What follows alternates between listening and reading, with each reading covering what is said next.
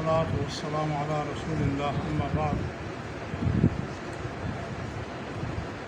نبی کریم صلی اللہ علیہ وآلہ وسلم نے ارشاد فرمایا کہ جو بندہ مغرب کی نماز کے بعد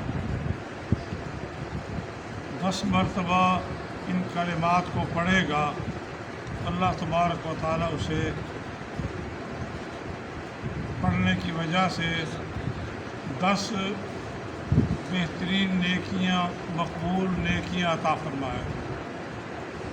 10 اللہ تبارک و تعالیٰ اس کے ہلاک کرنے والے گناہ جو ہیں وہ معاف فرما دے۔ اللہ تعالیٰ 10 اس کے درجات بلند فرما دے۔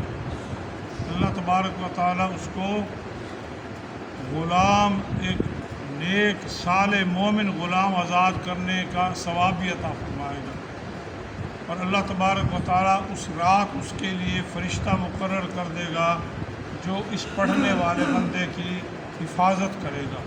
دیکھیے کتنے فائدے بتلائے صحیح حدیث اللہ کے نبی صلی اللہ علیہ وسلم کی۔ غلام آزاد کرنا، آج کل یہ غلام ہے ہی نہیں ہے، لیکن ہم یہ ثواب حاصل کر سکتے ہیں۔ 10 مقبول نیکیاں جو اللہ کو بڑی پسند ہے وہ نیکیاں حاصل کر سکتے ہیں۔ 10 بڑے گناہ جو ہیں ہلاک کرنے والے وہ اللہ تعالیٰ سے معاف کروا سکتے ہیں، 10 درجے بلند کروا سکتے ہیں، اور ساری رات اللہ تعالیٰ کی طرف سے اپنی حفاظت لے لیتے ہیں کہ اللہ تعالیٰ فرشتے مقرر فرما دیتا ہے جو حفاظت کریں گے۔ کلمات کیا ہے؟ فرمایا لا الہ الا اللہ وحدہ لا شریک لہ لہ الملک و لہ الحمد یحیی و یمیت وہو علی کل شیء قدیر۔ کتنا ٹائم لگے گا؟ یہ 10 مرتبہ اگر انسان پڑھ لے مغرب کی نماز کے بعد، اور 10 مرتبہ ایسی صبح کی نماز کے بعد اگر ان کلمات کو پڑھ لے تو یہ ساری خیر، ساری نیکیاں انسان اللہ تبارک و تعالیٰ سے حاصل کر سکتا ہے۔ اجر عظیم ہے۔ لا الہ الا اللہ وحدہ لا شریک لہ لہ الملک و لہ الحمد یحیی و یمیت وہو علی کل شیء قدیر۔ نیکیوں کا شوق پیدا کریں اپنے اندر، حاصل کرنے کی کوشش کریں۔ موت اچانک آ جاتی ہے، پھر بندہ ایک ایک نیکی کو ترستا ہے کہ کاش مجھے اللہ تعالیٰ وقت دیتا تو میں اور نیکی کر لیتا۔ ہمارے پاس ٹائم ہے اور ہم ٹائم کو ضائع کر رہے ہیں۔